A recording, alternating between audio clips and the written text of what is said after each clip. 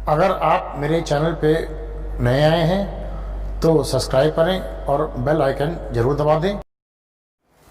मेरे YouTube channel पर आपका हार्दिक स्वागत है। मैं थोड़ा पहले आपको पीछे की कथा सुना दूं, जो भागवत कथा सुधा सागर सुना रहा हूं, थोड़ा पीछे का सुना दूं, उसके बाद फिर मैं शुरू करूंगा आगे, क्योंकि आज दूसरा अध्याय शुरू होगा। तो मैं पीछे की थोड़ी सुनाई दे रहा हूँ, उसमें आपको याद आ जाए। ये कथा जो है ये सूत जी शौनक जी को सुना रहे हैं।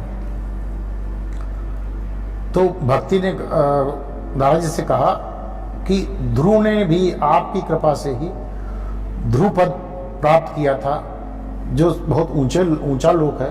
आप सर्व मंगलमय और साक्षात श्री ब्रह्मा जी के पुत्र हैं। मैं आपको नमस्कार करती हूँ। तो यहाँ प्रथम अध्याय समाप्त हो गया है। अब आप दूसरा अध्याय सुने। इसका शीर्षक है, जिस पे चर्चा होगी, भक्ति का दुख दूर करने के लिए नारद जी का प्रयास या उद्योग। नारद जी ने कहा, बाले, तुम व्यर्थ ही अपने को खेद में डाल रही हो। अरे, तुम इतनी चिंतातुर क्यों हो? भगवान श्री कृष्ण के चरण कमलों का चिंतन करो, उनकी कृपा से तुम्हारा सारा दुख दूर हो जाएगा। जिन्होंने कौरवों के अत्याचार से द्रौपदी की रक्षा की थी और गोप सुंदरियों को सनाथ किया था। ये गोप सुंदरियों को सनाथ किया था, मतलब जो नरकासुर ने गोपियों को पकड़ रखा था 16,000, उनको उन्होंने आश्रय दिया था। लोग जानते हैं कि उनको पत्नी बना के रखा था, लेकिन ये बहुत कम लोग जानते हैं कि वो धर्म पत्नियां थीं, शारीरिक पत्नियां नहीं थी, केवल धर्म पत्नियां थीं। अगर वो भगवान ऐसा ना करते तो वो लोग इधर उधर मारी मारी घूमती, कोई भी उनका हाथ नहीं पकड़ता, कोई भी उन्हें आश्रय नहीं देता, इसलिए ऐसा हुआ था। यही यहाँ लिखा है कि गोप सुंदरियों को सनाथ किया था, क्योंकि वो अनाथ थी। वे श्री कृष्ण कहीं चले थोड़े ही गए हैं, फिर तुम तो भक्ति हो और सदा उन्हें प्राणों से भी प्यारी हो। तुम्हारे बुलाने पर तो भगवान नीचों के घरों में भी चले जाते हैं, क्योंकि वे ऊंच नीच का भेदभाव नहीं करते हैं। वे परमेश्वर हैं। सतयुग, त्रेता युग और द्वापर युग, इन तीनों युगों में ज्ञान और वैराग्य मुक्ति के साधन थे, किंतु कलयुग में तो केवल भक्ति ही ब्रह्म सायुज्य यानी कि मोक्ष की प्राप्ति कराने वाली है। यह सोचकर ही परमानंद चिन्ह मूर्ति यानी कि परमानंद चिन्ह मूर्ति ज्ञान स्वरूप श्री हरि ने अपने सत रूप से तुम्हें रचा है। तुम साक्षात परमेश्वर भगवान श्री कृष्ण चंद्र की प्रिया हो और परम सुंदरी हो। एक बार जब तुमने हाथ जोड़कर पूछा था कि मैं क्या करूं, तब भगवान ने तुम्हें यही आज्ञा दी थी कि मेरे भक्तों का पोषण करो। तुमने भगवान की वह आज्ञा स्वीकार कर ली। इससे तुम पर श्री हरि बहुत प्रसन्न हुए और तुम्हारी सेवा करने के लिए मुक्ति को तुम्हें दासी के रूप में दे दिया। मुक्ति जो है वो भक्ति की दासी, यानी जो भक्ति करता है उसे मुक्ति प्राप्त हो जाती है। और इन ज्ञान वैराग्य को पुत्रों के रूप में दिया। तुम अपने साक्षात स्वरूप से बैकुंठ धाम में ही भक्तों का पोषण करती हो। भूलोक में तो तुमने अपनी पुष्ट के लिए केवल छाया रूप धारण कर रखा है। तब तुम मुक्ति, ज्ञान और वैराग्य के साथ लिए पृथ्वी तल पर आई और सतयुग से द्वापर पर्यंत बड़े आनंद से रही। कलयुग में तुम्हारी दासी मुक्ति पाखंड रूप रोग से पीड़ित होकर क्षीण होने लगी थी, इसलिए वह तो तुरंत ही तुम्हारी आज्ञा से बैकुंठ लोक को चली गई। इस लोक में भी तुम्हारे स्मरण करने से ही वह आती है। इस लोक में भी तुम जब उसका स्मरण करते हो पृथ्वी पर, तभी वह आती है और फिर चली जाती है। किंतु ज्ञान और वैराग्य को तुमने पुत्र मानकर अपने पास रख छोड़ा है। फिर भी कलयुग में इनकी उपेक्षा होने के कारण तुम्हारे ये पुत्र उत्साहहीन और वृद्ध हो गए हैं। फिर भी तुम चिंता न करो, मैं इनके नवजीवन का उपाय सोचता हूँ। सुमुखी, कलि के समान कोई भी युग नहीं है।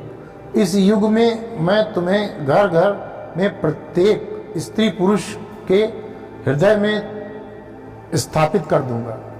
देखो, अन्य सभी धर्मों को दबाकर और भक्ति विषयक महोत्सवों में को आगे रखकर लोक में तुम्हारा प्रचार न किया तो मैं श्रीहरि का दास नहीं। इस कलयुग में जो जीव तुमसे युक्त होंगे वे पापी होने पर भी वे खटके भगवान श्री कृष्ण के अभय धाम को प्राप्त होंगे।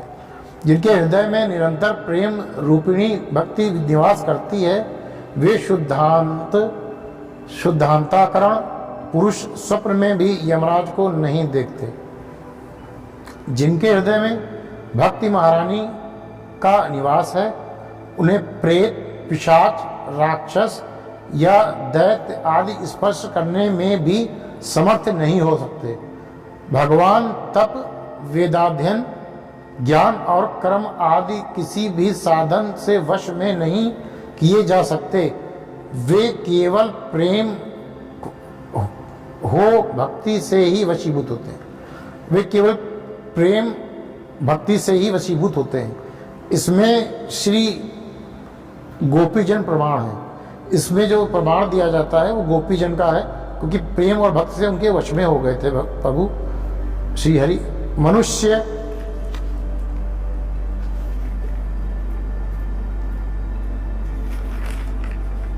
मनुष्यों का सहस्त्रों जन्म के पुण्य मनुष्यों के सहस्त्रों जन्म के पुण्य प्रताप से भक्ति में अनुराग होता है। कलयुग में केवल भक्ति ही सार है। कलयुग में केवल भक्ति ही सार है।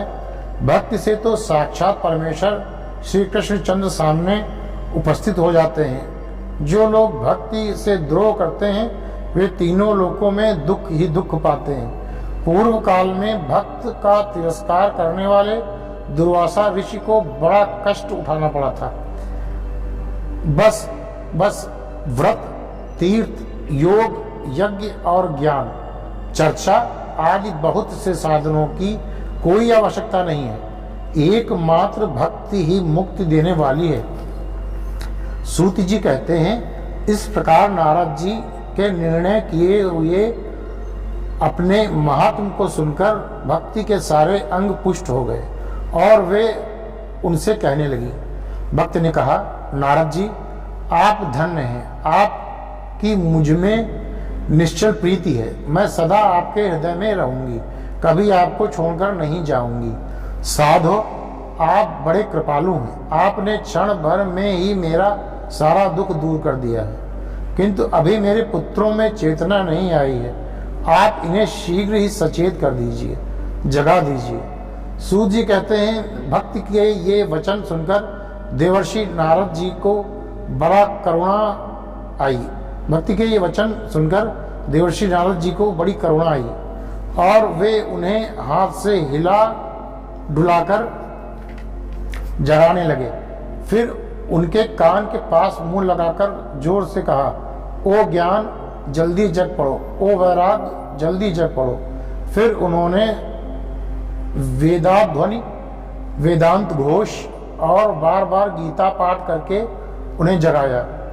फिर उन्होंने वेदांत ध्वनि, वेदांत घोष और परम पवित्र गीता का बार बार पाठ करके उन्हें जगाया।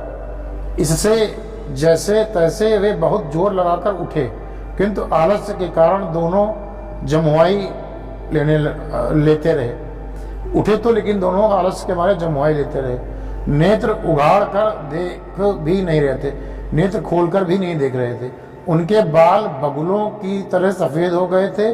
उनके अंग प्रायः सूखे काठ के समान निस्तेज और कठोर हो गए थे। काठ माने लकड़ी, सूखे लकड़ी के समान निस्तेज और कठोर हो गए थे।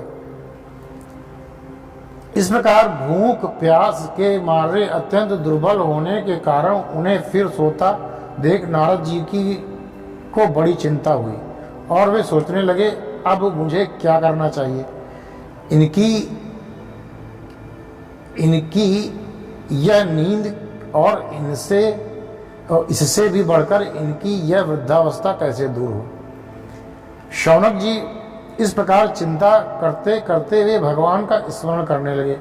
उसी समय यह आकाशवाणी हुई कि हे मुने, खेद मत करो, तुम्हारा यह उद्योग यानी कि काम निसंदेह सफल होगा।